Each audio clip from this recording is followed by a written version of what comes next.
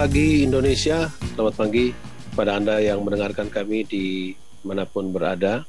Nama saya Ican Laulembah, kita jumpa kembali dalam Perspektif Indonesia.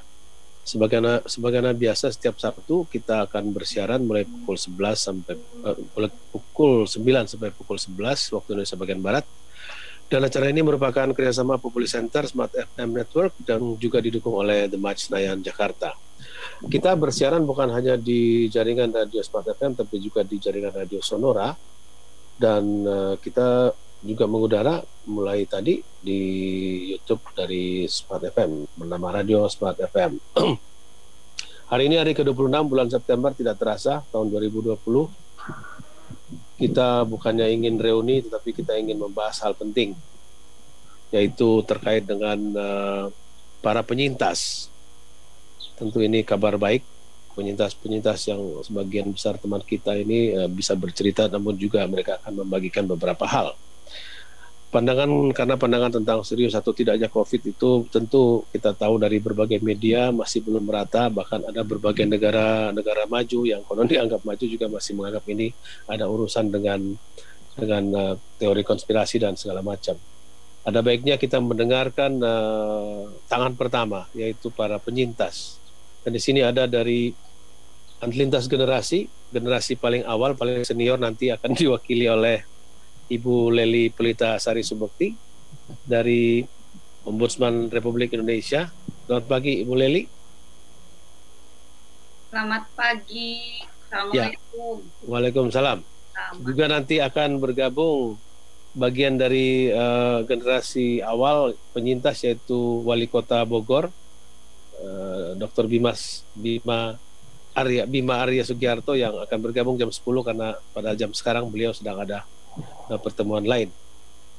Juga akan bersama kita seorang penyintas yang merupakan juga pejabat publik, yaitu Dr. Ratna Dewi Petalolo dari Badan Pengawas Pemilu yang akan bekerja keras juga sampai bulan Desember. Apakah Dr. Dewi sudah gabung? Halo? Selamat pagi. Oh, beliau ternyata saya lupa, janjinya juga jam 10 karena ada kegiatan jam 9 sekarang. Dan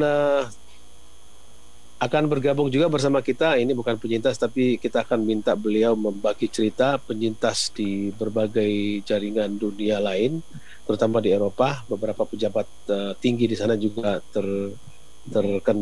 terjangkit, tetapi mereka akhirnya bisa menjadi penyintas.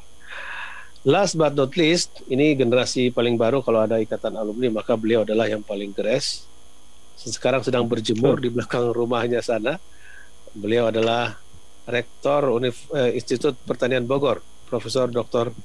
Arif Satria. Selamat pagi, Prof. Pagi, apa kabar Mas? Ya, Alhamdulillah. Alhamdulillah. Ya, ini sampai tadi subuh kita berhasil membujuk Prof. Arif untuk berbagi cerita. Karena habis berjemur ini beliau masuk lagi isolasi mandiri gitu ya. Harus tidur ya. Usur leli itu, sudah tidur. Ya, istirahat itu penting. Oke. Baik, teman-teman narasumber lain maupun para hadirin yang ada di jaringan Zoom kita, juga para jurnalis yang ada di sini maupun di YouTube dan mendengarkan di radio. Saya kira kita akan memberikan kesempatan pertama kepada Rektor IPB, karena beliau mungkin tidak akan lama bersama kita, bisa membagi cerita. Pak Rektor, apa yang bisa diceritakan kepada kita semua untuk pengalaman yang pasti tidak indah tetapi harus diceritakan? Ya, saya kira ini, terima kasih Pak Ican. Ini adalah pengalaman biologis dan pengalaman psikologis spiritual. Ya, menurut saya ini sesuatu yang menurut saya harus dipahami sebagai sebuah proses yang sangat penting dalam konteks dua hal tadi ya, pengembangan fisik dan juga pengembangan spiritual. Jadi saya melihat ini soal COVID ini kan soal dua hal, antara iman dan imun ini. Ya. Jadi kalau Ibnu Sina pernah mengatakan bahwa kepanikan adalah separuh dari penyakit, ketenangan adalah separuh dari obat, ya, dan kesabaran adalah langkah awal kesembuhan. Nah, itu kata-kata Ibnu Sina ini menurut saya sesuatu yang sangat penting untuk kita. Salah satu perintis dunia kedokteran ya. Dunia kedokteran. Jadi memang kedokteran itu lebih banyak sekarang, dulu awalnya sekarang banyak bicara tentang soal aspek psikologis ya. Dan sekarang pun di Jepang sudah mulai berkembang bahwa dunia medical itu sudah beyond medicine ya. Sekarang sudah bicara tentang happiness, bicara tentang keseimbangan alam, bicara tentang human relation yang baik, tentang ketenangan, tentang keharmonisan. Jadi semua soal itu. Jadi poinnya adalah begini, memang sejak saya dinyatakan positif, dan memang itu adalah ketika saya sudah mengalami kurang lebih 3 minggu up and down ya, tidak stabil kondisi ini, kemudian kondisi drop inilah yang kemudian bisa rentan terhadap imun. Oleh karena itu, terhadap COVID ya. Jadi kondisi drop ini sangat rentan terhadap COVID, dan kemudian analisis dari ahli virus IPB mengatakan bahwa kemungkinan dari hasil analisis di lab, dia karakteristik virusnya seperti apa, itu virusnya masih baru, jadi kurang lebih sekitar 3-4 hari sebelum saya di swab. Jadi artinya Anda ini bukan carrier ya, Anda itu justru orang yang terjangkiti, karena setahu kami di berbagai media, keluarga inti baik istri, anak dan orang-orang di rumah itu semua negatif ya. Negatif semua, alhamdulillah. Jadi nggak ada masalah. Jadi saya mungkin karena banyak aktivitas, kegiatannya sangat padat ya, saya kira terpengaruh itu. Jadi itu tadi begitu saya masuk ya, begitu saya dinyatakan positif, memang apapun juga harus diakui ini ada persoalan guncangan psikologis ya mental ini masalah yang. Nah sehingga begitu saya hari Sabtu ya mendeklar bahwa ini saya terkena COVID dan sebagainya, mohon doanya dan sebagainya, itu awal mendapatkan energi positif yang luar biasa. Karena apa? Karena doa datang dari mana-mana. Jadi Anda tidak merasa sendiri ya, itu poinnya ya? Ya, poinnya itu. Jadi menurut saya ini declare itu jadi penting, mendeklar bahwa saya kena penyakit, mohon doanya, dan saya juga mendoakan yang lain-lain juga agar tidak terkena. Justru harus diumumkan ya? Harus diumumkan menurut saya, karena ini sangat penting untuk mendapatkan semangat. Jadi justru saya mendapatkan semangat dari teman-teman semua, dari Bu Leli, dari semuanya. Akhirnya kan banyak orang yang alumni COVID ini, penyintas ini, kemudian pada telepon, pada cerita pengalaman-pengalamannya. Itu saling berbagi, itu menurut saya suatu hal yang sangat-sangat luar biasa. Kemudian pada saat yang sama, kemudian orang juga membangun optimisme. Misalnya ada sahabat kita Mbak Tatat nih, yuk tak kirim obat 4 hari sembuh. Nah kira-kira itu kan membuat optimis. Kemudian wakil wali kota, saya kirim obat 4 hari sembuh. Kemudian Pak Eko Putro Sanjoyo, mantan Wamendas, Mas tak kirim obat nanti malam langsung sembuh insya Allah. Kemudian Pak Saleh Husain, kemudian Pak Mentan, ini banyak orang, sahabat-sahabat yang lain juga pada mengirim obat yang 4 hari 5 hari sembuh kira-kira. Jadi di benak saya itu 4-5 hari sembuh, 4-5 hari sembuh. Itu sugesti yang menurut saya sangat penting. Mindset ini sangat penting. Dan apalagi Anda banyak mendapatkan telepon langsung dari para alumni ya, para senior Anda ya, penyintas yang lebih awal ya. Betul. Jadi Mas tolong jangan lupa kayu putih harus direndam pakai air, kemudian uapnya disirup. Wah, saya lakukan semuanya. Jadi banyak makan telur, banyak makan susu, banyak istirahat. Misalnya Bu Leli mengatakan tolong dicek saturasi tiap hari, terus dan sebagainya. Jadi itu menurut saya sangat penting. Untuk satu buat pengetahuan, yang kedua adalah buat kita semangat bahwa kita tidak sendiri. Nah oleh karena itu ini aspek-aspek batiniah, spiritual, aspek psikologis menurut saya satu hal yang menurut saya sangat penting sekali. Kemudian secara fisik bagaimana? Secara fisik sekarang yang kedua lahiriah ya. Memang kan gini Mas, saya tuh pertama drop karena radang. Saya tuh rentan terhadap radang gara-gara main bulu tangkis 6 set, kemudian minum es, kemudian langsung radang. Nah ketika radang kemudian kegiatan padat, itu kan imun terganggu, kemudian mungkin pada saat itu virus masuk. Nah jadi pada saat setelah di swab saya masih sakit sebenarnya, agak sembrem, agak meriang, kemudian sempat nelan sakit ya. Jadi Bu Leli juga mengingatkan bahwa tolong jangan anggap enteng ini, kamu cek tutul, cek ini. Banyak orang-orang yang mengatakan tolong di swab. Akhirnya setelah itu saya swab. Nah kemudian setelah itu begitu obat datang itu malamnya langsung saya minum, karena obatnya obat herbal ya, relatif aman, saya tahu kandungannya. Nah kemudian besok paginya alhamdulillah itu nelan sudah nggak sakit lagi, tapi meriang masih sedikit. Kemudian cari rumah sakit, waktu itu Pak Erick Thohir telepon, gimana harus segera masuk rumah sakit, apa perlu ke Jakarta, sudah disiapkan kamar di Jakarta. Saya bilang mendingan di Bogor aja deh, yang dekat rumah supaya lebih memudahkan segala sesuatunya. Akhirnya saya di Bogor, dirawat di MC Sentul. Nah kemudian saat itulah setelah mendapatkan pertama kali dicek toraksnya dulu, paru-paru. Ketika paru-parunya bersih, saya tuh alhamdulillah itu sangat lega sekali. Karena memang poin COVID itu kan di paru-paru. Artinya Ibu Leli betul-betul menjadi senior Anda yang senior dalam urusan penyintas ini menjadi mentor dan advisor ya. Jadi langsung beliau kirim resep-resep semuanya. Banyak orang kirim resep semuanya. Menurut saya ini sangat bagus sekali. Jadi buat saya semangat. Kemudian setelah cek medis, dapat vitamin yang cukup banyak, kemudian istirahatnya di rumah sakit kan cukup ya, dikontrol terus, darahnya juga sudah cek semua. Jadi alhamdulillah, yang kemudian penting lagi selama di rumah sakit ya membuat suasana hati ini gembira. Jadi satu ketenangan ya tentu ketenangan harus banyak membaca Al-Quran, kemudian harus banyak berdoa dan sebagainya kan. Kata Allah itu kan ala bidzikrillah tatmainul qulub kan. Jadi siapa yang ingat beliau, ingat Allah, pasti hati akan tenang. Itu ketenangan itu menjadi penting menurut saya. Nah sehingga tadi aspirasi batinnya menjadi hal itu. Kemudian ketenangan berikutnya ketenangan karena faktor lahiriah. Karena ya hobi kita apa? Saya buat lagu, saya buat ini, kemudian melakukan hal-hal yang membuat kita tuh happy, seneng. Kemudian kadang dengerin musik, dengerin murotal, rutin kalau pas tidur dengerin ngaji. Pas lagi siang dengerin musik, nonton berita, nonton ini. Tapi kadang-kadang memang ada juga orang dari sekian ribu WA yang masuk, ya ada juga 1-2 orang yang memang kurang empati.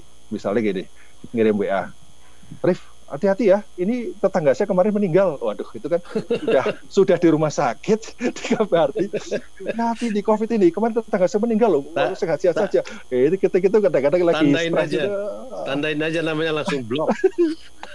Itu betul membuat kita ini langsung astagfirullahaladzim. Mestinya dia bertanya kepada para senior itu, Pak Bima Arya, Pak Ibu Leli gitu ya, Ibu Ratna Dewi. Senior Anda dalam urusan ini ya. Dia masih langsung bilang tetangga saya meninggal sana depan rumah mati, gila itu. Nah Bima Arya waktu itu pada awal-awal telepon langsung, Mas sudah gabung sekarang. Pak Wali sudah gabung juga. Pak Wali telepon saya, Pak jangan baca medsos, gimana penciuman, penciuman masih aman gitu. Jadi Anda ini enak betul ya, dikawal oleh 2 pejabat publik, Ibu Leli sama Pak Bima Arya ya. Disayang betul Anda. Nah kemudian itu Pak Didi Rahim juga ngirim obat yang alhamdulillah sangat bagus. Jadi kemudian gini Mas, satu lagi yang penting juga kaitan dengan kayak kita percaya nggak percaya kan. Di sini bukan soal nggak saintifik lagi. Ini soal kepercayaan, soal sugesti. Jadi begitu orang memberikan obat itu soal keyakinan. Nih yakin nggak obatnya bisa sembuh? Begitu yakin langsung. Saya menggunakan kayu putih dari Kementan, ada menggunakan rea, menggunakan propolis, menggunakan manggis, menggunakan ramuan macam-macam yang Pak ini pasti sembuh, semua orang pasti sembuh. Saya bilang selama jadi aman semua aura positif itu Anda serap ya. Kita serap, kemudian memang ada kebingungan ketika ada pilihan seperti rumah saya sekarang seperti apotek, banyak obat. Karena orang banyak ngasih itu. Jadi pertama ada kebingungan, tapi pada akhirnya saya bilang, semua orang punya itikat baik, dan kemudian saya cek kandungannya bagus-bagus semua, saya konsumsi satu-satu karena semua saling mensupport. Baik. Gitu. Pak Rektor, untuk sementara tetap dulu ya, kalau belum mau masuk ke rumah, saya mau sapa dulu Pak Wali, Pak Bima Arya, selamat pagi, ini di mobil kayaknya. Oke. Kalau belum keluar suara nanti kita sambung, kita istirahat dulu untuk jeda komersial. Setelah itu saya langsung ke bisa. Halo. Oke. Kita tahan dulu, mau komersial break dulu ya Pak Wali ya, dan Ibu Komisioner Leli. Nanti juga kita tunggu sambungan jam 10 baru masuk ke Ibu Ratna Dewi Petalolo dan juga Pak Bakhtiar Hasan yang berada di Brussels. Kita istirahat dulu. Ya, topik kita pada pagi hari ini masih sama, dan topik yang mungkin pertama kali kami lakukan yaitu meminta suara penyintas. Dan tadi sudah berbicara Profesor Dr. Arief Satria, Rektor IPB yang sekarang sedang berjemur di belakang rumahnya, juga sudah siap dalam kendaraan sedang menuju ke sebuah acara Wali Kota Bogor Bima Arya Sugiarto PhD, dan juga sudah bersiap sejak tadi dengan setia Ibu Leli Pelitasari Subekti dari Ombudsman RI dan Ibu Ratna Dewi Petalolo dari Bawaslu akan gabung jam 10. Juga sudah masuk dari Brussels, kita punya mata dan telinga di sana, Pak Bakhtiar Hasan, PhD, yang merupakan senior biostatistician di European Organization for Research and Treatment of Cancer. Selamat pagi Pak, selamat apa di sana, subuh kali ya, Pak Bakhtiar. Subuh, Deng. Alhamdulillah. Saya kira tidak bisa bangun, ternyata pas habis sembahyang subuh bisa langsung on ya. Oke, kita simpan dulu Anda dulu ya, boleh ya? Boleh. Baik. Saya kira Ibu Leli juga tidak keberatan kalau saya ingin ke Pak Bima dulu, karena di sini beliau akan segera ke acara. Pak Bima, tadi sudah mendengarkan sebagian dari Pak Arief Satria. Bagaimana pengalaman pribadi Anda sendiri, Anda bisa bagi kepada kita semua di sini? Terima kasih Bang Ican. Jadi generasi saat ini yang menjalani ujian COVID sebetulnya posisinya lebih baik daripada asabikunal awalun seperti saya waktu itu. Apa itu? Kenapa? Karena saya itu kan pasien COVID nomor 1 di Bogor. Oke. Gitu. Jadi kodenya 0001 ya. 001. Jadi nggak ada tempat bertanya. Saya nanyanya ke sebelah saya, pasien 002, yaitu staf saya. Dan kondisinya sama juga sama saya, gitu. Oke. Dan belum banyak alumni yang udah bisa ngasih cerita, gitu. Jadi yang menyemangati adalah orang-orang yang tidak pernah menjalani, gitu. Jadi kondisinya lebih berat. Dalam hati saya kalau ada yang menyemangati senang sih, tapi kata saya, lah ini orang nggak tahu beratnya seperti apa. Seperti Pak Rektor bilang tadi, ini tuh udah masalah keyakinan. Bang Ican bayangin ketika saya nanya dokter, dok, saya ini diobatin apa? Dokternya cuma bilang gini, lah Pak Wali kan tahu bahwa ini belum ada obatnya. Dokter aja jawabnya begitu. Boya dia jawab dengan kalimat lebih baik gitu ya. Misalnya mungkin bisa jaga ketahanan fisik dan segala macam ya. Ya, nah terus ya setelah itu ya udah ujung-ujungnya seperti Pak Rektor jelasin juga tadi, ujungnya soal keyakinan kita. Ujung-ujungnya ini lebih pada ujian keimanan dan dimensi spiritual ya. Karena secara medis itu banyak yang ribet. Saya memutuskan untuk puasa sosial media, nggak baca WA itu hari kedua. Jadi hari ketiga Pak Jokowi telepon, saya bilang, Bapak sarankan deh kepada para ini ya, yang sekarang sedang menjalani ujian COVID ini, dan juga orang-orang lain, bukan hanya social distancing, tapi social media distancing. Kenapa itu Pak Wali? Kata Pak Presiden kan. Saya bilang, Pak, itu bikin stres Pak. Jadi WA itu, sosmed itu ibarat ICU raksasa. Yang kalau kita baca sedikit ini buat stres, buat imunitas drop gitu. Jadi keluarlah kemudian kata-kata saya waktu itu kan, bahwa virus ini menyerang pikiran dan perasaan, baru pernafasan. Nah, jadi kalau kita manage pikiran, manage perasaan, ya insya Allah yang lain juga bisa kita kelola. Gitu. Jadi yang pertama-tama itu memang cobanya berat karena nggak banyak rujukannya. Tapi sempat merasa ketakutan gitu dan sendiri itu awal-awalnya kan Anda tidak punya referensi sebaik, katakanlah tanda petik ya, sebaik Pak Rektor itu. Oh iya, ketika ya kan saya nggak bisa tidur juga, badan mual banget gitu. Jadi ketika malam mual itu selalu berpikir, wah jangan-jangan paru-paru udah mulai begini, jangan-jangan pernafasan udah mulai begini gitu. Sehari itu tegang minimal 6 kali Bang Ican. Ya. Kenapa? Karena pagi, siang, sore, malam ya sampai mau tidur itu kita selalu dites 3. 1 tensi, kedua saturasi, dan satu lagi suhu. Nah, yang paling menegangkan adalah ketika dicek saturasi oksigen gitu. Nah, itu kan kalau di bawah 95 gitu udah something wrong gitu. Ditegang banget itu. Begitu 97, 98 alhamdulillah gitu. Tapi kalau yang lucu itu tensi. Tensi ini sering sekali naik turun gitu. Ya tergantung mood kita. Kalau kita habis baca WA yang nyebelin kata kayak Pak Rektor tadi ada juga tuh. Ya, itu tensi agak naik tuh. Nah, memang disitulah kita bisa memetakan karakter teman-teman kita semua. Ada yang menyemangati dengan cara keren ya. Ada yang memotivasi dengan cara yang sangat simpel. Mungkin Pak Wali itu mungkin tingkat kecerdasan. Jadi kita bisa bikin urut-urutan kecerdasan teman gitu ya. Makanya saya membagi orang-orang itu jadi 3 ya. Ada orang-orang yang sangat perhatian sama kita, sayang, kelihatan gitu.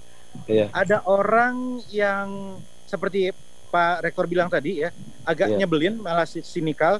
Dan ada lagi satu lagi, ada orang yang asik dengan dirinya atau khawatir dengan dirinya. Kenapa? Begini, banyak orang yang nanya gejalanya gimana, apa yang dirasa. Dia bukan kira sama kita, tapi dia takut dirinya merasakan itu. Jadi saya bilang, ini orang sehari bisa 7 kali nanya saya gitu kan. Lama-lama, oh ternyata dia takut pada dirinya sendiri kan gitu, bukan karena care pada kita. Ada juga orang-orang yang gini kan. Dan public figure yang begini juga banyak nih.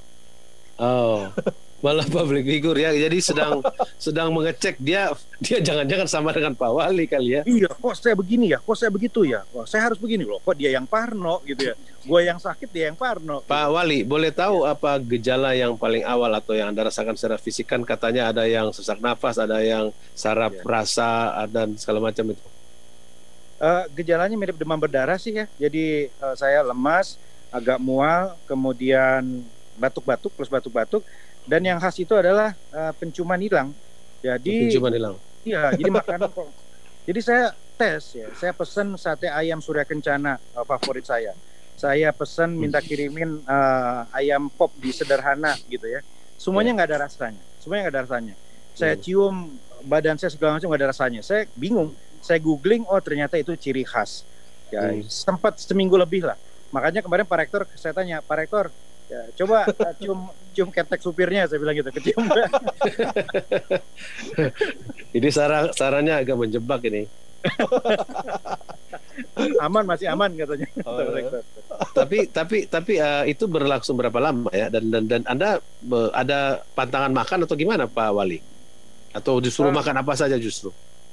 Nggak ada sih ya, cuman memang sampai sekarang saya menjadi lebih care sama pola hidup sehat, makanan segala macam dikontrol, karena ya sebetulnya COVID ini membuat kita hidup lebih sehat. Jadi hidup yang benar adalah sekarang minus COVID. Makanan diatur, istirahat juga diatur, nggak boleh terlalu capek dan lain-lain. Sekarang saya kemarin baru tes darah, kelihatan SGPT, SGOT. Jadi sekarang rutin cek darah. Kemarin juga baru di swab lagi. Gitu. Iya, ada ini teman cerita, tukang sate langganannya bilang begini, alhamdulillah Pak, setelah ada COVID ini saya sekarang kalau bikin makanan cuci tangan katanya. Iya. Oke. Pak Wali nanti kasih kode kalau misalnya sudah mau mulai acara ya. Saya kelihatannya harus bergeser ini, Bang Ican. Oke, baik. Apa pesan yang penting apa yang bisa dikatakan? Ya, saya kira ini saya ini acara ini nih, alumni. Oke. Ya. Oh, beneran ada ya? Ada. Oh, ya. tapi Bu Leli belum diundang. Nanti ya. Jadi ada di Bogor ada teman Anggota baru saya kalau itu ya. Iya. Nanti Pak Rektor nanti kita kirim. Nah, nanti kita Tapi kirim. Pak Rektor di ospek dulu ya. Jadi ini programnya 3. Satu, mengedukasi publik bahwa COVID itu nyata, kenyataan bukan hayalan. Yang kedua adalah menyemangati yang sekarang masih sakit. Dan yang ketiga adalah sharing sesama alumni, karena ada long effect dari COVID. Saya masih merasakan long effect-nya. Mudah-mudahan Pak Rektor nggak ngerasain gitu.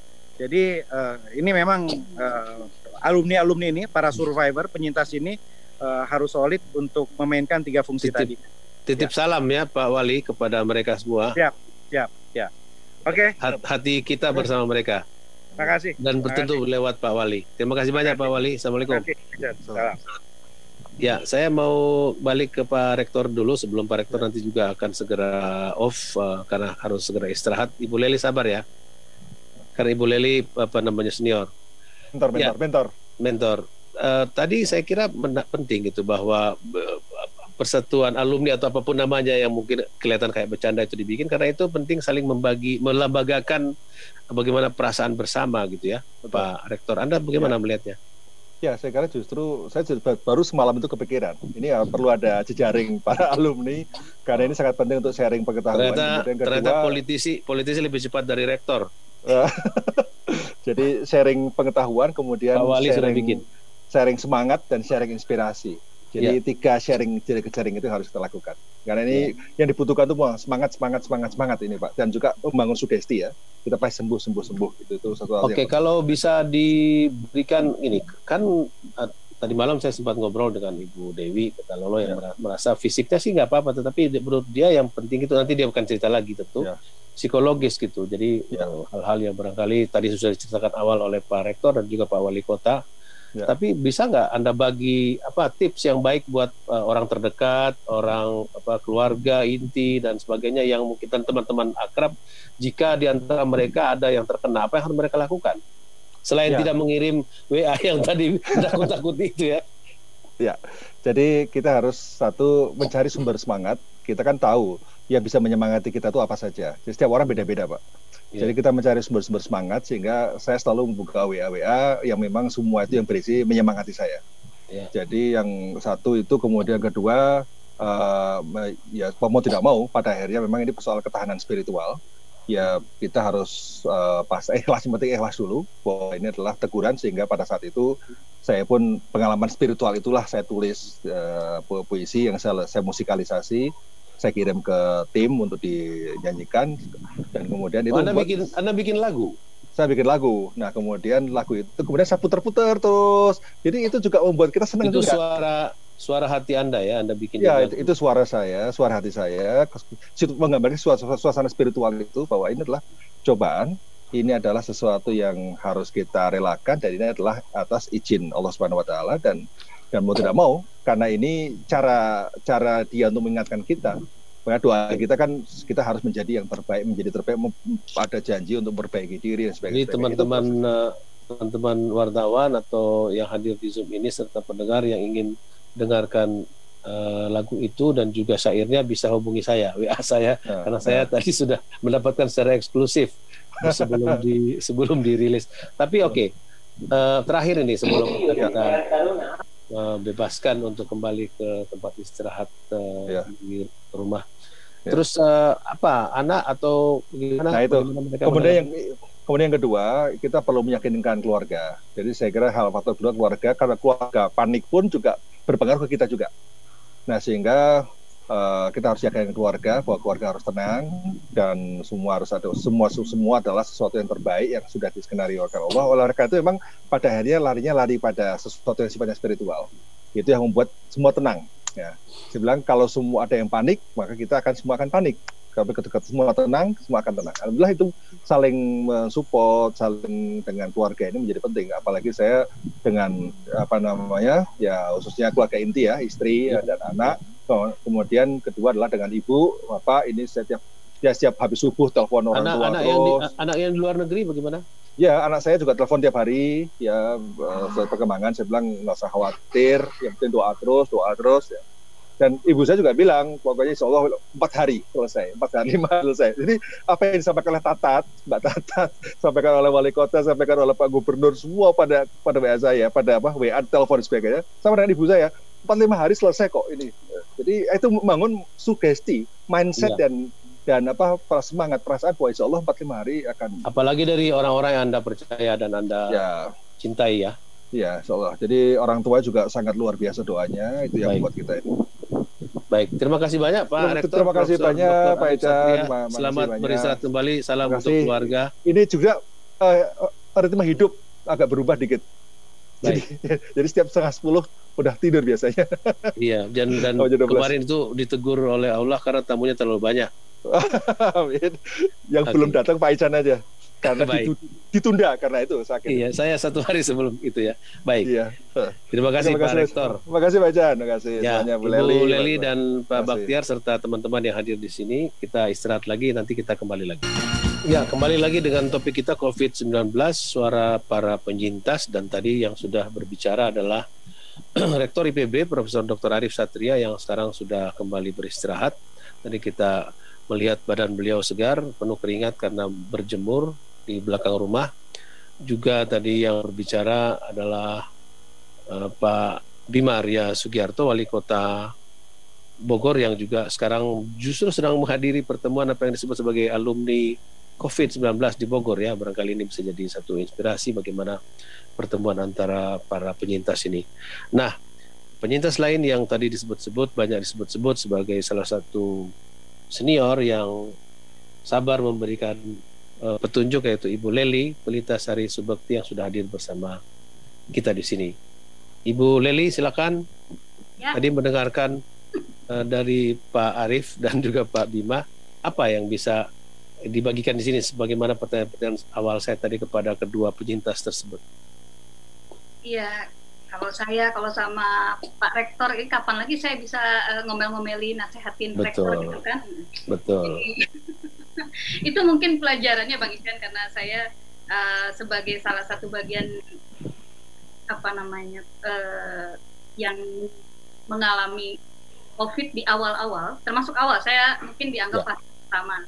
Nggak jauh beda lah dengan Mas Bima tadi ya. Ya, kalau nggak salah Anda 1 pekan atau 2 pekan setelah Pak Wali. Jadi kalau Pak Bima, Pak Rektor, Pak Arif itu mengalami dulu gejala. Kalau saya enggak, saya dengan Bu Nini Rahayu kalau di Ombudsman itu tanpa gejala. Jadi kami kategori dulu belum dikenal OTG kan. Jadi hanya 2 ODP dengan positif gitu ya.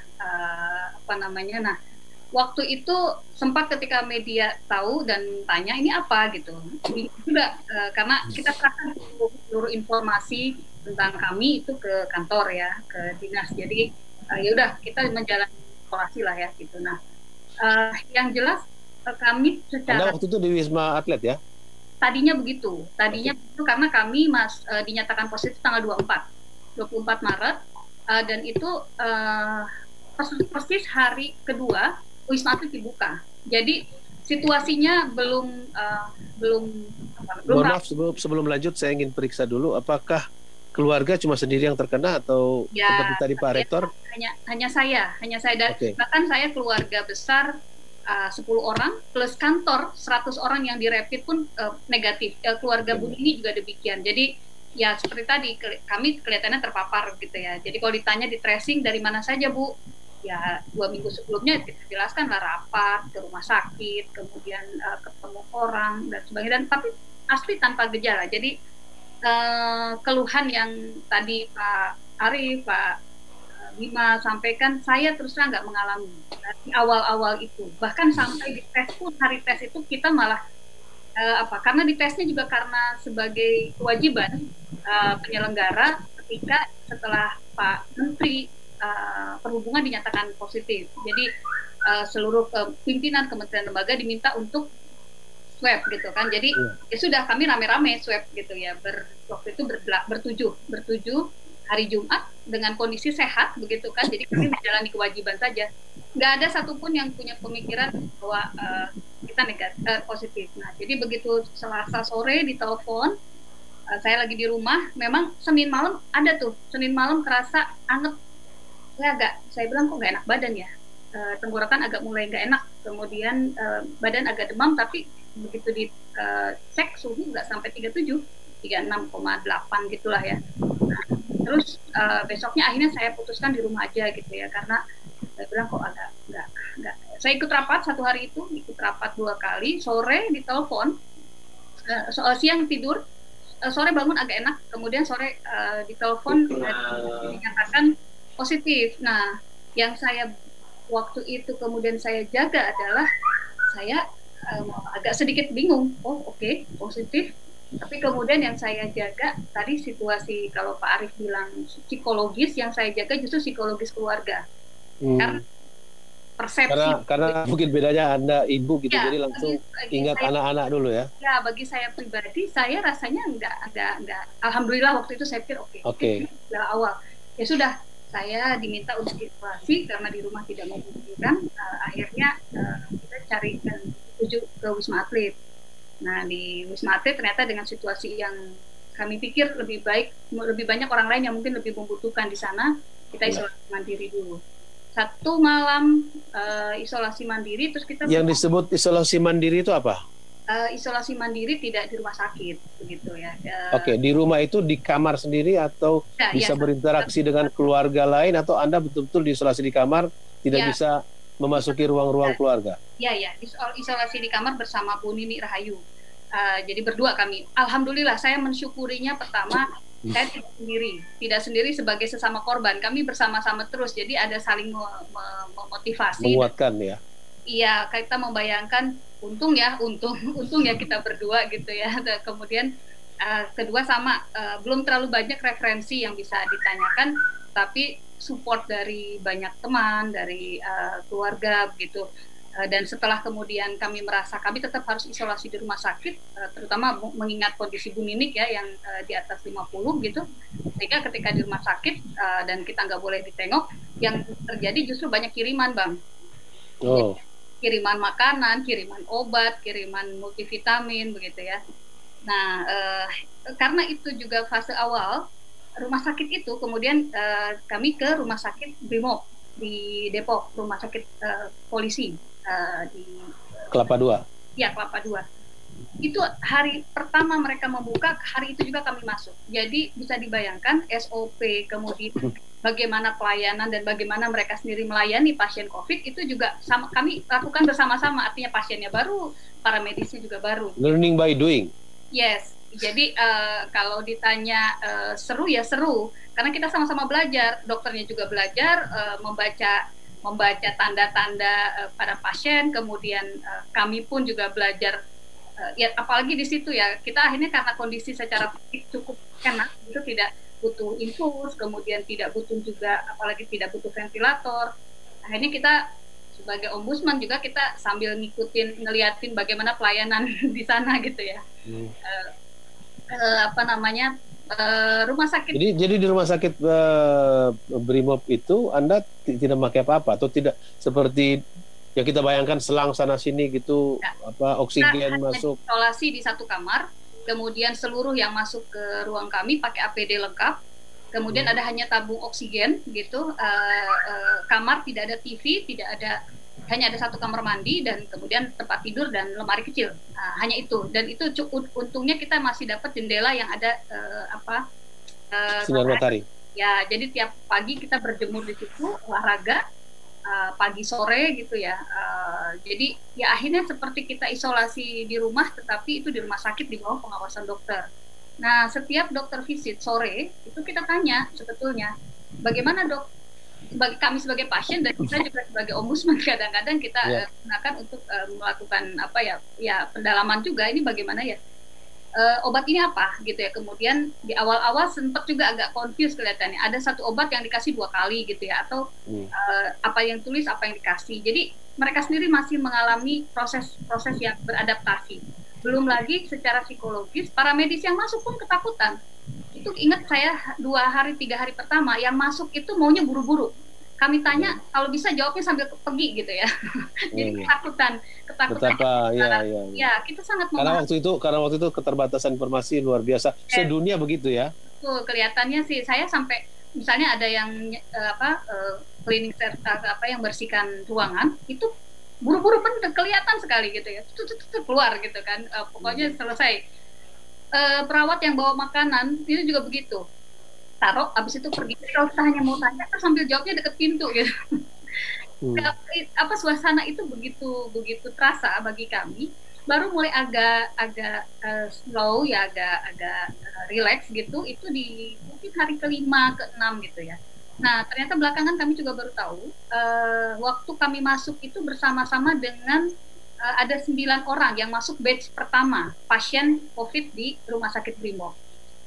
Pas kami hari ke-7 kami baru tahu ternyata kamar sebelah meninggal. Dari 9 orang itu satu meninggal. Bagaimana bisa dapat informasi itu? Dokter, wakil ketua rumah sakit datang kan visit pas hari, ya itulah harinya udah mau pulang kira-kira hari ke-7 ya mungkin saya lupa.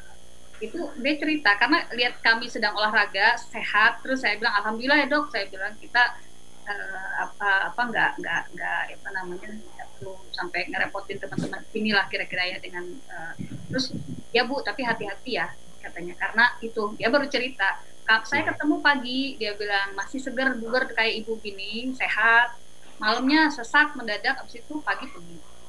Jadi usia dan jenis kelamin saya tanya lebih detail, tetapi waktu itu pasien yang masuk awal itu ada pasien umum. Nah, seminggu kami di sana 14 hari, seminggu di sana baru kemudian bergabung tuh pasien-pasien dari mahasiswa polisi, sekolah calon perwira yang di Sukabumi. Oh iya. Nah, kalau itu mulai klaster secara sempat jadi klaster ya. Ya, jadi itu puluhan, tapi bloknya sebelah sana. Karena kami kategorinya kan di sini kategori yang tanpa gejala itu ya. Nah, Jadi Bang Ican, kalau tadi saya mengamini apa yang disampaikan Pak Arief, Mas Bima ya, bahwa ini juga persoalan spiritual.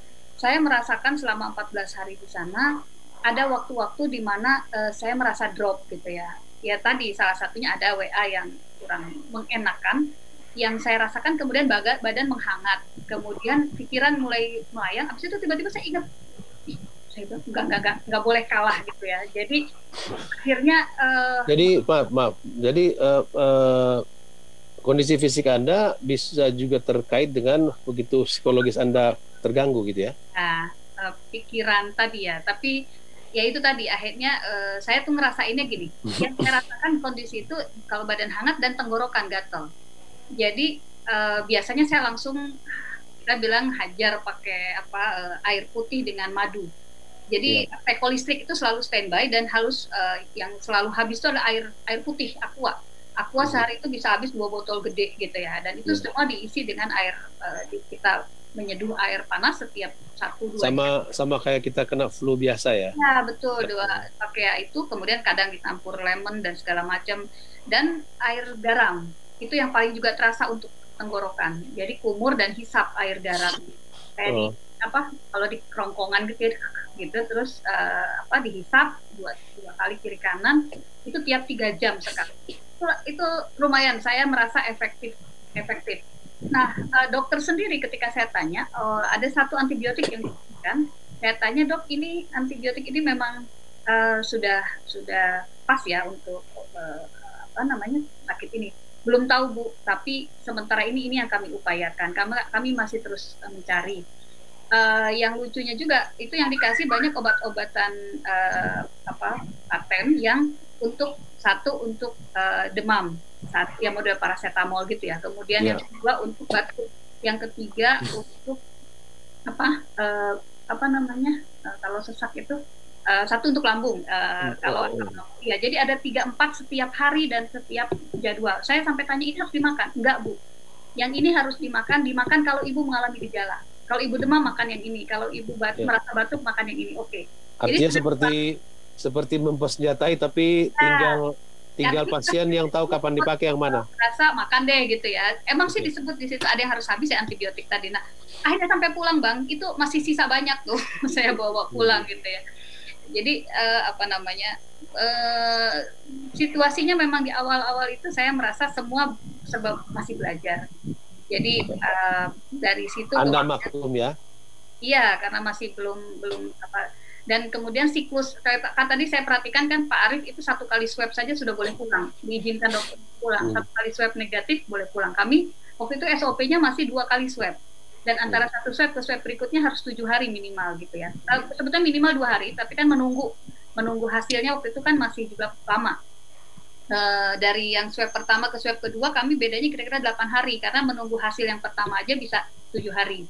Nah itu situasi-situasi dan proses-proses pelayanan terkait dengan pasien COVID itu di periode awal.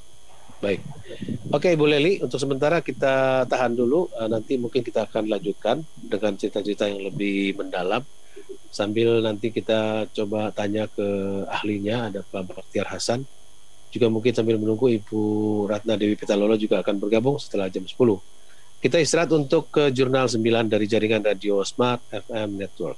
Ya, kita kembali lagi di sini setelah tadi mendengarkan rangkuman berita sepekan yang dikumpulkan oleh jaringan Radio Smart FM. Kita lanjutkan lagi topik kita di sekitar suara penyintas terkait dengan COVID-19 ini. Tadi sudah kita dengarkan Rektor IPB Profesor Dr. Arief Satria, dan setelah itu Wali Kota Bogor Dr. Bima Arya Sugiarto yang sudah menyampaikan beberapa pengalaman pribadi mereka disertai dengan saran-saran kepada semua masyarakat.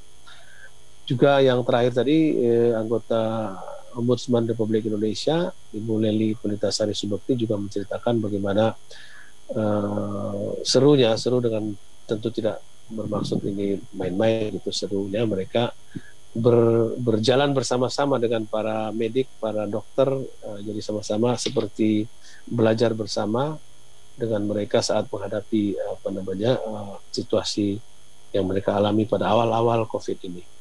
Beliau juga adalah salah seorang penyintas dan kita masih menunggu lagi ada satu penyintas lagi, salah seorang pejabat publik, Dr. Dewi Ratna Dewi Petalolo dari Bawaslu, Badan Pengawas Pemilu. Tapi untuk sambil menunggu itu, kita coba dulu terbang ke Eropa sana, ke Brussels. Ada Dr. Bakhtiar Hasan, seorang senior biostatistician. Susah amat nih anunya, apa gelarnya. Pak Bakhtiar, bisa dibuka mikrofonnya? Oke, Pak Bakhtiar ada di Uni Eropa. Oke, Ibu Ratna Dewi Petalolo juga sudah bergabung. Kita dengarkan dulu Pak Bakhtiar Hasan. Di sana juga setahu saya di Eropa itu beberapa pejabat juga mengalami keterjangkitan gitu ya. Selamat bergabung Ibu Ratna Dewi. Kita simpan dulu sambil mungkin ngos-ngosan habis acara yang satu tadi. Waalaikumsalam. Oke, Pak Bakhtiar, monggo silakan cerita sambil menanggapi tadi cerita dari Pak Rektor, Pak Wali Kota, dan Ibu Ombudsman.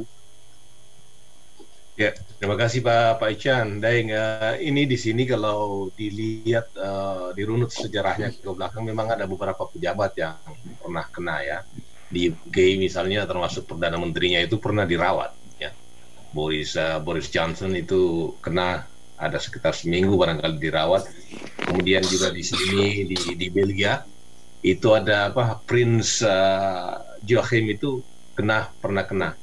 Ya. Dan barangkali yang unik itu yang di Belgia sini, karena orang itu orang masih muda ya, ini cucunya raja yang lalu, ada ponakan dari raja yang sekarang ini.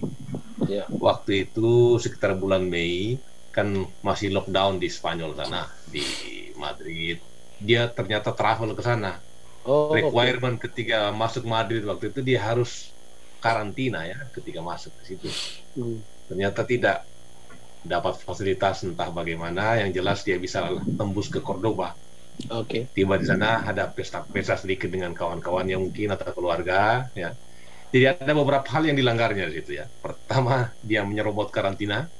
Yang kedua, dia berkumpul dengan lebih dari 15 orang sesuai aturan lokal di Spanyol waktu itu yang partial lockdown. Itu tidak boleh lebih dari 15 orang. Akibatnya apa? Dia ternyata diberi denda ya, 10.000 lebih itu kalau tidak salah, 10.000 euro. Dan orang ini, Prince Joachim ini ternyata sakit ketika tiba balik di Belgia, memang sakit sehari setelah itu. Dan dia diisolasi di Belgia sini. Ketika sembuh, dia menyatakan dirinya, ya saya salah dan saya bayar denda ini karena memang benar yang saya lakukan itu hal yang melanggar aturan. Itu barangkali pertama yang saya akan highlight. Kemudian yang berikutnya, para penyintas atau survivor daripada COVID-19 ini adalah orang-orang yang sebenarnya berbahagia ya. Kenapa saya katakan bahagia? Pertama karena mereka selamat. Mereka selamat. Itu kebahagiaan yang luar biasa. Memang sih gejala daripada sakit ini ada berbeda-beda. Kalau menurut WHO itu sekitar 80% orang-orang itu either mild atau tanpa gejala ya. 80% daripada orang-orang yang menderita itu gejalanya ringan atau tanpa gejala sama sekali. Ada 15% yang cukup severe ya. Jadi severe itu ditandai dengan sudah membutuhkan oksigen. Kalau dengar cerita tadi dari Pak Rektor, dari Pak Wali Kota dan Ibu Lady, itu belum ada yang sampai membutuhkan oksigen sepertinya ya. Jadi kategorinya itu masih kategori di bawah gitu sebenarnya, masih kategori mild. Pak Bakhtiar, apakah karena mereka tidak punya penyakit bawaan yang cukup berat, yang biasanya kalau pengalaman yang saya lihat di beberapa teman saya, terutama yang usianya di atas 50 tahun atau bahkan di atas 60 tahun, saat mereka memiliki penyakit bawaan, apalagi itu misalnya diabetik dan lain-lain, itu cuman tidak lebih dari 1 minggu, ada yang bahkan cuma 3 hari, dia WhatsApp grup masih aktif, tiba-tiba gone. Ya, ini iya benar. Memang yang disebut penyakit bawaan atau komorbid itu sebenarnya yang jauh lebih yang biasanya memberi efek yang sampai kepada fatal tadi ya. Fatal itu artinya maksudnya mati, kematian ya. Jadi orang yang punya penyakit jantung misalnya, diabetes, atau punya penyakit asma yang berat, atau komorbiditi yang lain yang cukup serius, itu sebenarnya ini elderly ya, sudah tua-tua begitu. Karena ketika kita tua, imunitas tubuh kita itu sudah berkurang ya. Jadi itu jauh lebih mudah. Kalau pengalaman di Belgia sini, kebanyakan kematian yang terjadi itu di rumah jompo ya. Oke. Jadi setengah bahkan lebih daripada kematian yang di Belgia yang ada 10.000 itu terjadi di rumah jompo. Jadi orang-orang tua yang sudah 70-80 tahun ke atas umurnya, dan ketika virus masuk ke situ, karena situasinya yang tertutup dan karena komorbiditas yang ada tadi, mereka menjadi korban yang paling banyak. Oke, jadi kalau kita mendengarkan apa yang diceritakan oleh para penyintas tadi, minus Ibu Dewi Petalole yang akan kita tanyai nanti, sebenarnya yang paling penting atau center atau pusat dari kesembuhan adalah diri orang itu sendiri. Itu dia, karena pertama ini barang-barang baru kan. Penyakit ini penyakit baru. Hampir tidak ada treatment yang di-approve. Ada beberapa treatment yang di-approve sekarang itu dalam bentuk emergency ya, emergency use ya. Yang kedua, tidak ada dokter yang harus merasa jago ya kali ini ya. Itu dia. Tidak ada, karena kurangnya pengetahuan ini itu juga membuat orang menjadi was-was selalunya ya. Jadi ada penyakit psikologis yang ada hubungannya dengan tidak tenang begitu, karena tidak dapat mendapatkan kira-kira tidak ada kepastian begitu ya. Tidak ada kepastian, dan itu memang wajar terjadinya ya, karena memang ini barang yang penyakit yang baru, kita bisa bayangkan tadi misalnya yang diceritakan oleh Pak Wali Kota ya, Pak Bima Arya, yang waktu bertanya kepada dokter bagaimana cara sembuhnya, belum ada obat kan. Jadi tentu dia sudah tahu tidak ada obat, tapi begitu dijawab dalam jarak dekat oleh dokter yang mestinya tempat dia berpegangan, kan itu kan memukul betul kalau psikisnya tidak kuat ya. Itu dia. Jadi itu barangkali hal yang penting. Jadi dalam kasus seperti ini, penguatan secara rohani itu mungkin memberi efek yang positif, yang jauh lebih baik. Namun di dalam mental. Iya, benar. Ketika kita berbicara rohani, mental, spiritual, itu kira-kira semua terkait dalam hal ini. Yang harus dipikirkan juga itu barangkali kebaikan lain daripada penyakit ini, bahwa orang-orang yang sudah terekspos itu atau sudah dalam bahasa ilmiah itu sudah kena exposure daripada COVID-19 ini, sebenarnya secara alami sudah, kalau dia bisa keluar dari krisis itu, keluar atau sembuh dari penyakit itu ya, itu secara alami dia sudah punya imunitas secara alami. Jadi seperti sudah dapat vaksin gratis gitu, Daeng ya. Ada yang mengatakan bahwa konstatasi itu masih dipertanyakan karena virusnya sendiri sedang berkembang. Jadi bisa imun pada angkatan pertama virus. Jadi penyintas punya angkatan, virus juga punya angkatan gitu. Dia tumbuh sehingga mungkin bisa imun dari virus generasi 1, tapi belum tentu imun dari virus generasi berikutnya. Ada yang bilang begitu. Saya awam, saya ingin tanya pada ahli. Ada yang bilang begitu, tapi biasanya teori itu, kalau teori itu betul, ya tidak ada gunanya orang buat vaksin. Oke. Kalau teori itu betul, tapi sejauh ini hasil, jadi penyakit itu ada beberapa gejala. Ada yang seperti itu, misalnya AIDS ya. AIDS itu continuously mutated dan tidak bisa dibuatkan satu vaksin tertentu. Tapi ada juga penyakit-penyakit yang lainnya, misalnya kayak flu begitu. Dia mutasi, ada beda-beda sedikit, tapi secara umum apa yang diberikan itu masih bisa menangkal ya. Masih bisa menangkal, vaksin yang diberikan masih bisa menangkal. Walaupun ada beberapa strain baru yang kemudian dimodifikasi sedikit. Nah, karena tadi keterbatasan informasi mengenai penyakit yang ada sekarang ini, tentu kita tidak tahu banyak, tetapi sejauh ini para ahli percaya bahwa penyakit ini tidak sama dengan AIDS begitu. Jadi ada harapan besar bahwa akan ada vaksin yang bisa di-establish atau bisa di-prove efekasinya.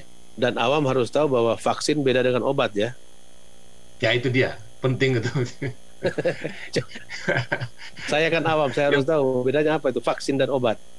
Ya, itu tadi ya bapak-bapak tadi, ibu-ibu tadi cerita itu mengenai semua tindakan yang diambil itu sifatnya, kalau bentuk obat itu semua profilaksis ya. Propilaksis itu maksudnya pencegahan di awal. Jadi ada yang saya dengar Ibu Leli kalau tidak salah tadi diberi antibiotik ya. Antibiotik di awalnya itu sebenarnya sifatnya dan paracetamol. Ya, paracetamol sebenarnya itu diberikan kalau orang panas karena memang itu bukan obat.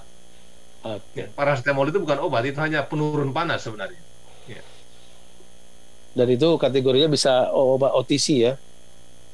Ya, bisa jadi. Okay. saya tidak bisa detail ke situ. Biasanya saya panggil dokter kalau ada yang begitu deh. Siap. Tapi sebagai biostatistician Anda melihat bahwa memang kurva kita ini nggak bisa kita anggap kapan turun kapan naik. Rata-rata kurvanya itu kan di berbagai negara pun naik turun gitu ya, Pak Bahtiar. Iya benar. Itu sebenarnya yang namanya penyakit baru seperti ini karena kita tidak punya kontrol yang melalui obat atau melalui vaksin. Jadi kontrolnya itu melalui apa? Melalui hubungan sosial, isolasi, karantina, ya, kemudian melakukan tindakan kesehatan pribadi seperti cuci tangan dan memakai masker dan lain sebagainya. Jadi kalau kontrol itu diberlakukan, itu artinya tindakan pencegahan sehingga kurva itu turun lagi. Jadi itu ada hubungan yang itu. Jadi ketika sama dengan keran kira-kira ya. Ya. Kalau keran itu ditutup, ya penyakitnya turun lagi. Maksudnya air tidak jalan. Tapi begitu dibuka lagi, mengalir lagi, ada lagi air, ada lagi penyakit begitu. Jadi itu yang terjadi di Eropa sini. Pada bulan Juli yang lalu keran itu dibuka. Akibatnya Agustus sampai sekarang itu angka naik lagi dan mereka akan menutup keran lagi. Dan jadi kita tahu buka keran itu wajar di sini. Dan kita tahu Eropa begitu buka keran seluruh jalan pinggir jalannya dipenuhi kafe. Nah itu dia. Karena orang pada mau ini nyantai-nyantai hidupnya ya. Iya. Oke. Baik. Pak Bahtiar kita tahan lagi dan kita mau istirahat sejenak, tapi sebelum istirahat saya mau sapa dulu Ibu Ratna Dewi Petalolo sudah bergabung.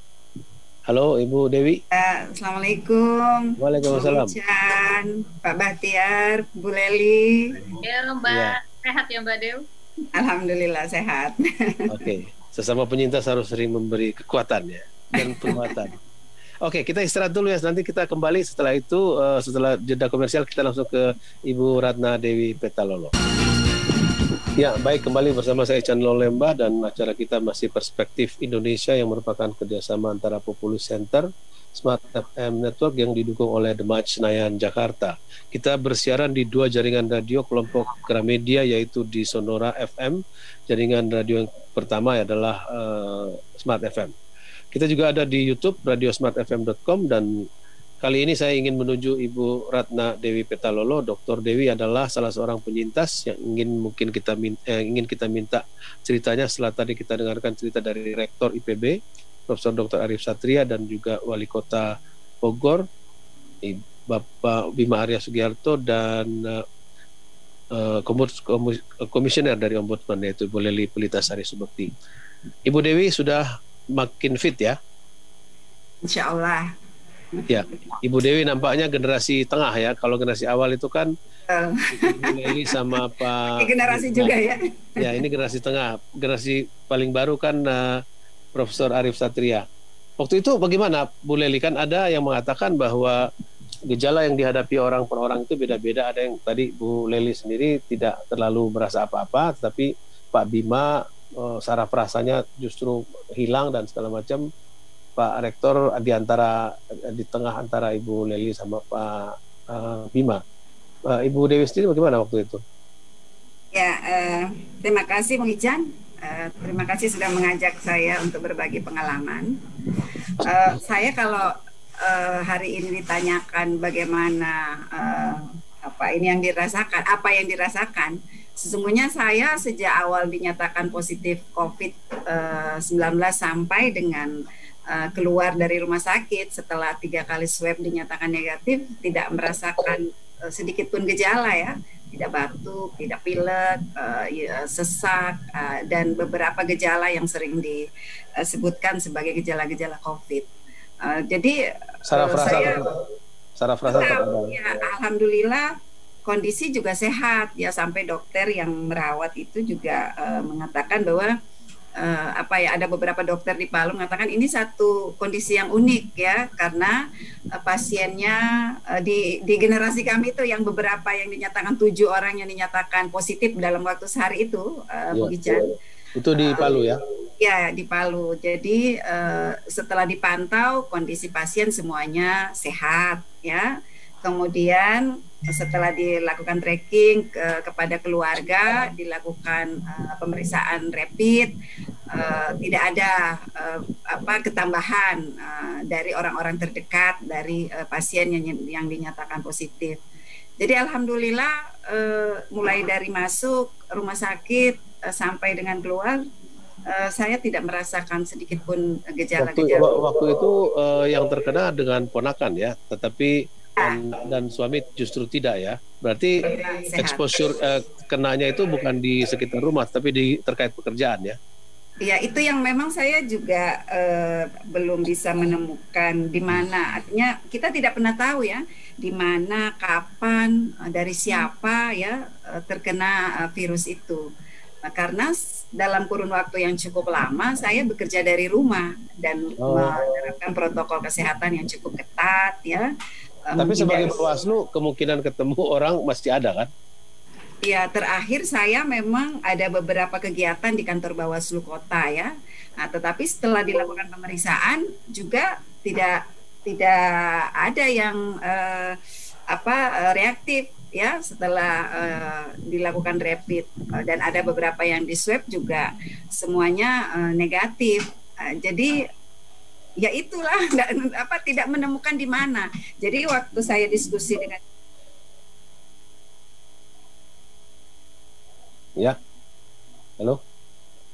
halo, sambungan dengan Ibu Dewi terganggu. Ya, bisa disambung oleh Ibu Leli dulu ceritanya. Ya, sambungan dengan Ibu Dewi kayak terputus. Apa yang tadi saya tambahin? Tadi yang ditambahkan kan kurang lebih hampir sama, tidak merasakan apa-apa. Tapi ada saya ingin baca ini keterangan dari Dr. Wijayanto Samirin, seorang staf khusus gubernur. Maaf. Oh iya, sebentar. Oke, kalau gitu saya lanjutkan dulu dengan Ibu Dewi. Nanti kita lanjut lagi dengan tambahan informasi. Silakan Bu Dewi. Ya, jadi begitu kondisinya pada waktu itu. Nah, jadi tapi proses perawatan di rumah sakit terus dilakukan, setiap hari dikasih obat dan juga support dari teman-teman membuat kita semangat. Artinya apa yang harus dilakukan oleh pasien agar kemudian kondisi tetap fit ya, imun tetap kuat, itu saya lakukan di rumah sakit. Jadi itu. Tapi waktu itu dirawat atau di karantina itu berapa lama ya? 2 minggu atau 10 hari 10 hari ya? Sebenarnya bisa isolasi mandiri ya, tapi karena menghindari hal-hal yang tidak diinginkan, kemudian juga penanggung jawab berkaitan dengan COVID-19 ini di Kota Palu berkeinginan agar diisolasi di rumah sakit, ya kami ikutlah apa yang menjadi protokolnya ya, sehingga saya dirawat di rumah sakit selama kurang lebih 10 hari. Beberapa teman tadi termasuk Pak Wali Kota Bogor itu bilang pokoknya dia hari kedua atau ketiga puasa medsos, pokoknya dia tidak mau buka-buka medsos gitu, termasuk WhatsApp dan WhatsApp grup, karena beberapa pesan yang mungkin disampaikan mungkin tidak dengan maksud jahat, tapi pilihan katanya itu mungkin rada-rada kurang sensitif gitu. Ibu Dewi sendiri gimana? Apakah sekedar berhubungan dengan keluarga inti atau masih ada kaitannya dengan ya misalnya laporan-laporan staf atau pekerjaan itu masih juga dilakukan? Saya justru membuka diri ya. Justru pertama yang menyampaikan ke publik ya, ke teman-teman ketika terjadi muncul pertanyaan-pertanyaan di WA grup teman SMA waktu itu kan. Terus saya langsung menyatakan bahwa saya positif COVID-19 hasil pemeriksaan swab. Saya mohon doa dan dukungannya. Nah, setelah itu menyebar berita itu dan saya mendapat dukungan doa yang begitu luas, dan itu bagi saya satu kekuatan. Walaupun memang di beberapa pemberitaan lainnya itu ya cukup kencang ya, mungkin karena posisi sebagai anggota Bawaslu, kemudian pemberitaannya sudah meluas, bahkan sampai pada beberapa pernyataan yang ya tanda kutip negatif. Ya gimana kita mau berpilkada sedangkan penyelenggaranya saja sudah terpapar COVID-19. Nah itu, tapi saya mencoba untuk tidak menggubrisnya lah, karena kan pada kondisi itu katanya kita harus selalu happy, selalu senang, tidak boleh sedih, tidak boleh marah, dan beberapa perasaan yang bisa mengganggu imun kita. Nah itulah yang saya lakukan, tetap berkomunikasi, bahkan beberapa kegiatan tetap bisa saya ikuti ya secara melalui Zoom ya. Kemudian saat masih di karantina itu? Ya, beberapa kegiatan internal saya coba ikuti, dan saya pikir itu justru membantu proses penyembuhan karena saya merasa tidak terkucil dari dunia luar. Itu yang saya lakukan. Coba Ibu Dewi tahan dulu, saya mau cross check ke Ibu Leli. Ibu Leli, waktu itu Anda lebih duluan daripada Ibu Dewi ya, dengan pengalaman yang lebih terbatas. Ibu Dewi kan pengetahuan umum dan rumah sakit juga sudah lebih baik daripada waktu Anda. Anda sendiri waktu itu tidak boleh buka HP, tidak bisa bekerja atau bagaimana? Saya malah masih ikut rapat pleno seminggu 2 hari. Sama tangguhnya ini rupanya. Kemudian rapat dengan tim unit kerja di kantor, kan ada 2 yang saya ampuh, tetap rapat-rapat ya hanya membatasi jam. Kalau biasanya kerja bisa sampai jam 12 malam gitu ya. Artinya kalaupun pulang ke rumah dan di rumah masih lanjut gitu, di rumah sakit ya udah jam 10 tutup, tidur gitu. Pagi subuh masih ngetik, masih laptop bawa, masih HP masih jalan gitu. Ya Mbak Dewi ya. Iya benar. Cuma mindahin ke rumah sakit, dan itu justru membuat daya hidup gitu ya. Iya. Ibu Dewi dan Ibu Leli. Dalam kondisi saya ya mungkin berbeda dengan kawan-kawan yang lain yang harus di ventilator atau harus di ICU, tentu berbeda kondisinya. Itu basis pengalaman saya akhirnya untuk tetap membuat jadi seperti sebuah perubahan cara hidup yang lebih teratur lah kira-kira gitu. Itu jadi sudah tahu jam sekian habis subuh ngaji, habis itu olahraga, habis itu itu betul-betul 14 hari. Makanya saya bikin tulisan 14 hari bersamamu gitu ya. Belum kelar, baru 25 halaman, tapi ya keburu aktif lagi, jadi udah lupa lagi. Bersamamu itu maksudnya bersama pencipta. Sama COVID. Oh, bersama COVID. Oh. 14 hari bersamamu gitu, itu dalam proses belum selesai, tapi ya keburu lupa lagi. Ya, Ibu Dewi, tadi Pak Arief Satria membuat puisi dan dia bikin lagu. Ini Ibu Leli juga bikin catatan. Ibu Dewi sendiri bikin nggak catatan harian gitu? Ya. Menyangkut jadi, apa yang dirasakan? Karena kan sangat sendiri waktu itu ya. Ya, betul. Jadi setiap hari saya mencatat ya. Hari ini saya buat apa ya. Saya kan kebetulan juga sama Bu Leli ya, kita bawa laptop. Nah, kemudian atas saran Bu Nini juga Bu Leli ya, pokoknya semangat ya, tetap bisa sebisa mungkin masih bisa kerja dari rumah sakit, berbagi pengalaman lah Bu Nini. Saya kira juga di saat-saat ada teman yang kemudian terpapar, kita harus bisa memberi support dan berbagi pengalaman apa yang dilakukan, dan supaya rutinitas di rumah sakit tidak bosan ya memang kan kadang kita bosan ya, jenuh, aduh kok setiap hari. Kalau saya tuh biasanya sudah sore, sebentar lagi malam, gelap, sendiri lagi. Kalau siang kan masih kita lihat lah aktivitas di luar ya. Kebetulan kan ruang isolasinya itu kita masih ada jendela yang bisa membuat kita bisa melihat aktivitas orang di luar. Tapi kalau sudah sore, sudah malam, kadang juga muncul rasa jenuh itu. Nah, membunuh rasa jenuh itu kan tidak mudah. Jadi butuh kekuatan ya, butuh ya, kita mensupport diri kita sendiri, harus kita lakukan suka tidak suka. Nah, jadi satu-satunya cara ya biasanya itu menulis lagi hari ini saya buat apa ya, apa pengalaman yang kita dapatkan pada hari ini. Tapi yang paling sering saya ingat dan saya kadang ketawa tuh ya, ketika akan dilakukan swab kedua, saya tuh kejar-kejaran sama susternya. Saya nggak berani swab lagi karena kan waktu swab pertama itu tidak pernah saya tidak terpikirkan bahwa saya ini positif, kan tidak ada gejala waktu itu. Jadi happy saja. Jadi maksudnya dikejar-kejar karena takut? Iya, takut. Aduh, hasilnya nanti bagaimana ya?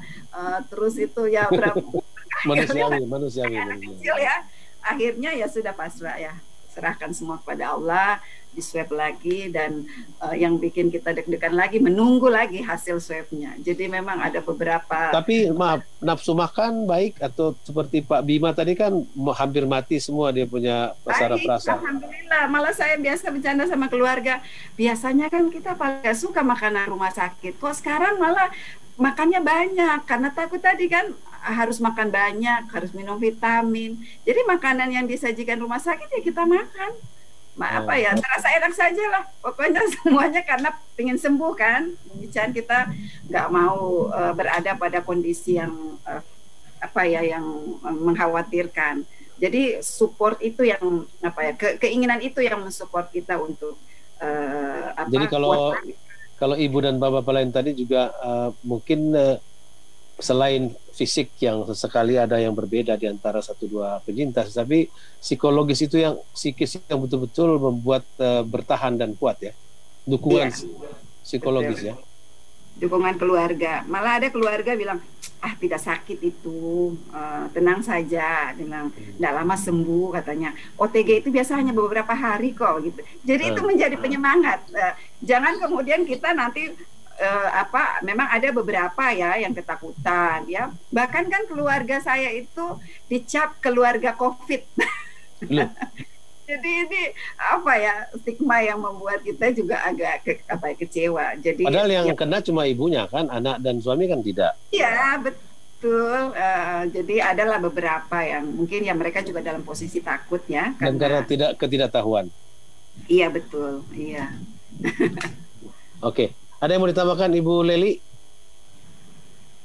Soal kalau saya hikmahnya cuman tadi selain makan, saya udah berapa tahun nggak pernah makan nasi pagi dan kalau malam makan. Nah di sana 3 kali sehari makan nasi lengkap, 4 sehat 5 sempurna, ada susunya juga gitu. Ada susu. Pokoknya segala bentuk diet ditinggalkan lah ya. Umur saya nggak suka madu. Dan di sana akhirnya sampai sekarang jadi terbiasa minum air pakai madu. Jadi banyak sekali hikmahnya lah kalau dari sisi itu ya.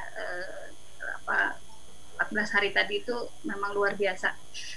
Oke, kita istirahat lagi. Nanti kita ke sesi terakhir, termasuk meminta kembali Pak Bakhtiar Hasan. Ya, kita di sesi terakhir dan saya masih ada 3 narasumber, Ibu Leli Pulitasari Subakti dari Ombudsman RI dan juga Ibu Ratna Dewi Petalolo dari Bawaslu, Badan Pengawas Pemilihan Umum Republik Indonesia. Keduanya pejabat publik dan kayaknya Pak Rektor IPB gabung lagi tadi, tapi pasif ya, Pak Rektor IPB dan juga tadi Wali Kota Bogor, Pak Bima Arya Sugiarto. Tapi saya mau menuju ke Bapak Bakhtiar Hasan dulu, mengecek beberapa fakta teknis karena ini saya dapat satu tulisan dari Pak Wijayanto Samirin yang sebenarnya saya ajak juga. Beliau adalah salah seorang staf khusus Gubernur DKI Anies Baswedan yang juga terkena. Tetapi kata beliau, saya ini belum punya SIM untuk berbicara karena baru lolos swab tes kedua setelah mengalami masa isolasi. Jadi menunggu hasil swab tes terakhir dan hampir selesai, mudah-mudahan dalam 1-2 hari atau 1 hari ini. Ada yang diceritakan terkait dengan sebenarnya Pak Bakhtiar apa yang disebut sebagai cycle threshold ya. Mungkin ini istilah yang pasti Anda paham. Cycle threshold itu kalau positif di bawah 40. Tetapi waktu itu Pak Wijayanto itu pernah di bawah 20 malah 17,92. Yang kedua adalah virus ini sendiri seperti tadi saya dikatakan tidak lagi tunggal karena dia sudah mulai bermetamorfosis. Sehingga ada orang yang bisa OTG karena virus yang terkena kepada dia tidak terlalu ganas, tapi ada orang yang ganas. Yang kedua, penyakit bawaan yang seringkali membuat korban tidak tertolong. Tapi Pak Bakhtiar, apa yang bisa kita lakukan katakanlah sebelum vaksin dan bahkan obat ini kita dapatkan di dunia ini? Kalau kita positif, apa yang harus dilakukan? Itu pertanyaan yang baik sekali, dan memang kita sadari keterbatasan informasi yang ada sekarang, dalam artian karena penyakit baru kita tidak punya banyak hal yang kita bisa tawarkan. Namun beberapa waktu yang lalu saya ada share itu suatu hasil penelitian terbaru dari Spanyol sana yang diterbitkan di 3 minggu yang lalu ya. Awal-awal pertama bulan September sekitar tanggal 7 kalau tidak salah. Itu yang menyatakan penelitian itu adalah randomized study. Jadi ketika kita berbicara kepada hierarki studi ya dalam bidang kesehatan, itu ada yang namanya randomized study yang merupakan bukti yang paling top begitu ya. Bukti yang paling top dalam ketika kita berbicara mengenai evidence based medicine. Nah, dalam randomized study tersebut, mereka pasien-pasien yang masuk ke rumah sakit itu dibagi dalam 2 kelompok. Ya, diacak masuk either menerima standar treatment ya yang di Spanyol sana pada saat itu standar treatment itu adalah menerima hidrokloroquine ya. Kemudian setelah itu diacak either hidrokloroquine sendiri atau kloroquine plus vitamin D ya. Ternyata hasilnya itu luar biasa. Dalam artian begini, primary endpoint daripada studi itu ya, primary endpoint yang diukur adalah, kan ini orang baru masuk dalam rumah sakit, jadi paling tidak ada gejala severe itu tadi ya, yang paling tidak membutuhkan oksigen barangkali. Nah, yang mereka ukur setelah itu, apakah setelah pemberian treatment tadi mereka akan ke ICU atau tidak. Ketika ke ICU itu berarti sudah menggunakan alat-alat yang lebih tuntutannya lebih banyak ya, termasuk mungkin ventilator di dalam situ ya. Nah, ternyata hasilnya itu hanya 2% ya di antara orang-orang yang menerima vitamin D itu. Jadi 1 di antara 50 orang yang menerima vitamin D itu yang menerima perawatan ICU. Sementara yang tidak menerima vitamin D itu 50%-nya pergi ke ICU. Jadi ini hasil yang luar biasa sebenarnya, yang menyatakan bahwa vitamin D itu akan memberikan hasil yang jauh lebih baik dari memperbaiki keadaan pasien secara fantastis kalau saya bilang katakan ukurannya. Daripada tidak ya. Ya.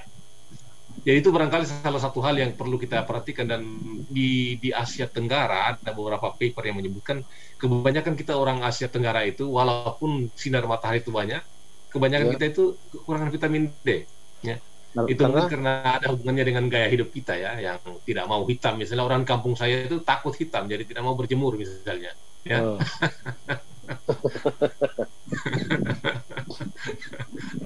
Iya, sudah dari lahir sudah kena matahari terus. Itu dia. Kemudian hal lain yang mungkin kita ini adalah senantiasa menjaga protokol kesehatan pribadi. Kalau kemana-mana misalnya pakai masker itu, kemana-mana insya Allah. Kalau kita muslim misalnya cuci tangan itu sebenarnya hal yang baik kita lakukan ketika mau sholat misalnya ya. Ketika mau sholat, ketika cuci tangan pertama itu ya, pakailah sabun di situ insya Allah. Jadi hal-hal yang sederhana kita bisa lakukan ya. Mau makan, jadi seperti kata Ibu Leli tadi, dan bukan juga Ibu Dewi dan juga beberapa Pak Arif dan Pak Bima, betul-betul mengubah gaya hidup yang selama ini mungkin agak santai-santai lalai gitu menjadi lebih tertib. Itu dia. Dan itu barangkali yang perlu kita ini, kalau orang-orang para pejabat tadi yang sudah misalnya merasakan penderitaannya, misalnya empatinya jauh lebih besar, dalam artian kalau pengambilan kebijakan berikutnya ya, mudah-mudahan itu akan mendorong mereka ke pikiran yang positif untuk membawa kebijakan yang baik bagi masyarakat secara umum dan bagi walaupun tanpa harus terjangkiti, tentu keputusan kebijakan publik harus baik dong, apalagi bisa ditanyakan dari para pejabat yang hadir. Ada wakil ketua ombudsman, ada dari Bawaslu, ada wali kota, ada rektor, kan kurang penting apa lagi mereka untuk didengarkan gitu ya, Pak Bakhtiar ya. Itu dia. Apalagi pengalaman itulah guru yang paling baik kata orang dulu ya. Kita dulu dengar begitu. Jadi insya Allah dengan pengalaman yang mereka rasakan, mudah-mudahan akan bisa lebih memberi reinforcement ya. Reinforcement dalam artian semangat yang lebih baik untuk memperbaiki keadaan yang ada sekarang.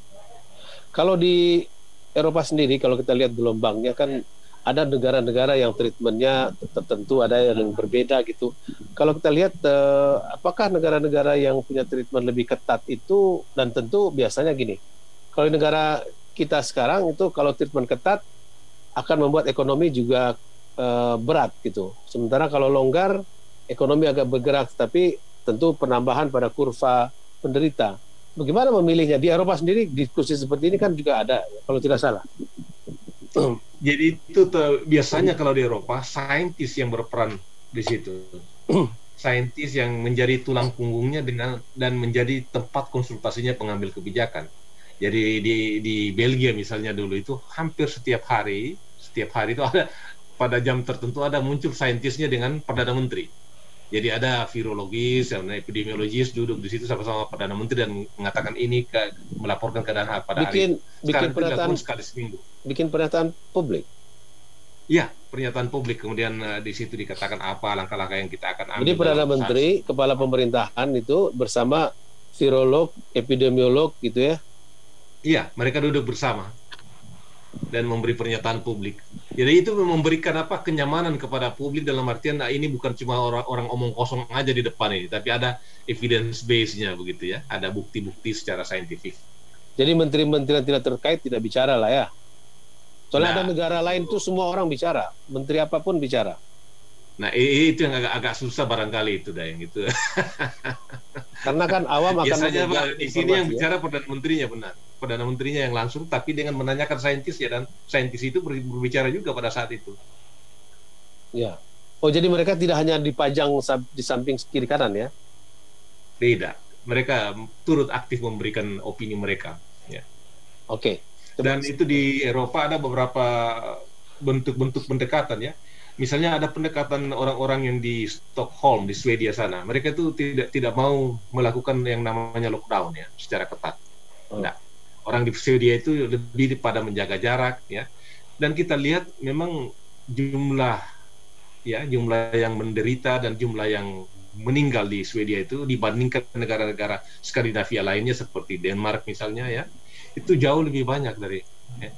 Karena dia tidak lockdown ya. Itu dia. Tapi di sisi lain Dayang itu ada hal yang cukup menarik ya. Ketika terjadi gelombang kedua di negara-negara Skandinavia ya sekarang ini, yang paling less suffering itu adalah Swedia tadi. Nah ini kembali lagi kepada yang saya katakan di awal tadi, pengetahuan kita tentang penyakit ini begitu limited. Kita tidak tahu banyak. Baik. Ya. Baik. Terima kasih Pak Bakhtiar Hasan. Saya ingin ke dua ibu pejabat publik kita. Saya ingin beri kesempatan dulu kepada Ibu Ratna Dewi Petalolo 2 menit untuk membantu kita selain pengalaman pribadi. Ini kan mau pilkada juga, mau kampanye, apa yang harus dilakukan? Tidak boleh apa saja. 2 menit. Ya, kekhawatiran besar kita kan pada pilkada ini terjadinya kerumunan. Apalagi ini kita sudah masuk pada tahapan kampanye.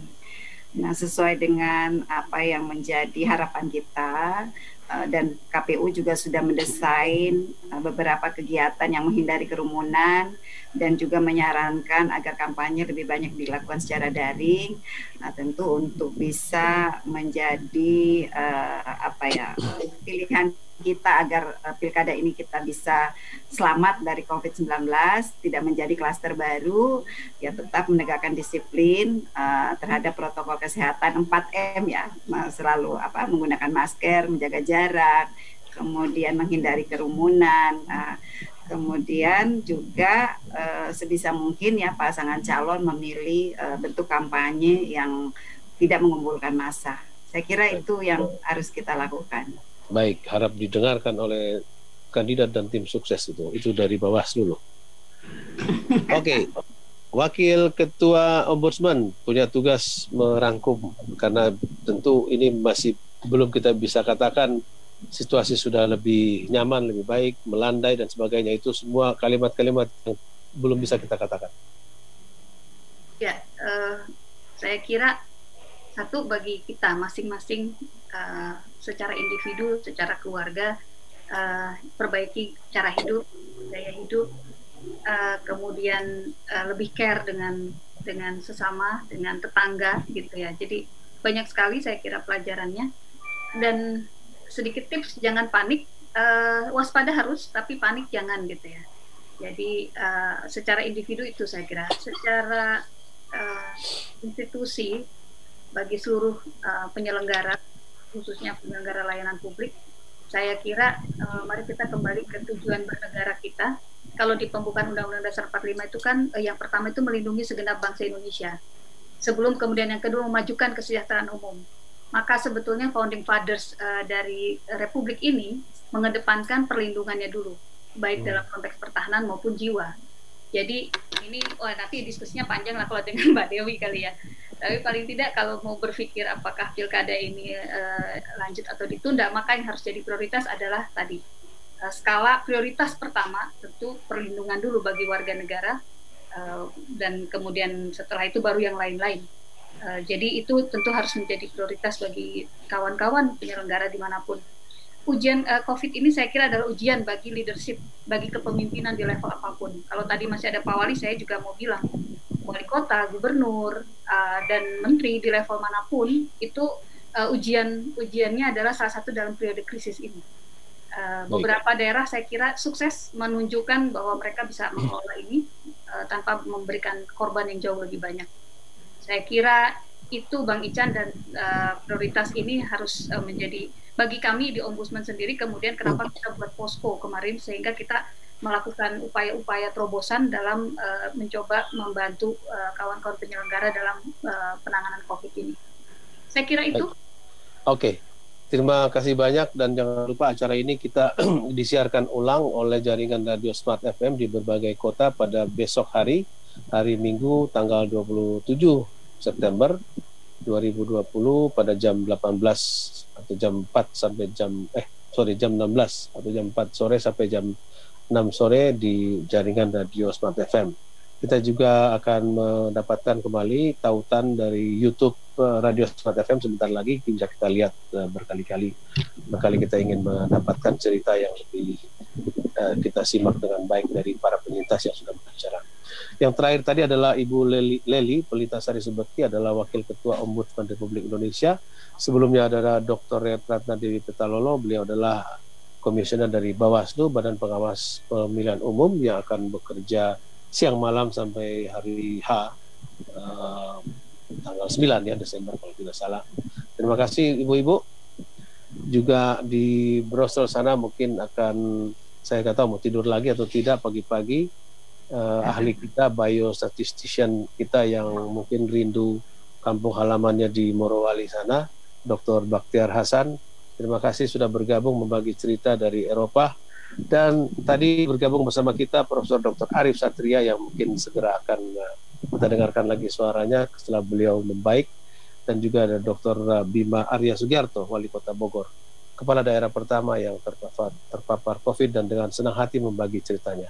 Terima kasih ibu-ibu, bapak-bapak, dan juga para hadirin yang ada di Zoom ini, juga para jurnalis baik di sini maupun di mendengarkan di YouTube serta di jaringan radio.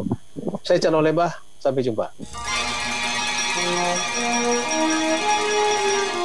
Telah Anda simak Perspektif Indonesia.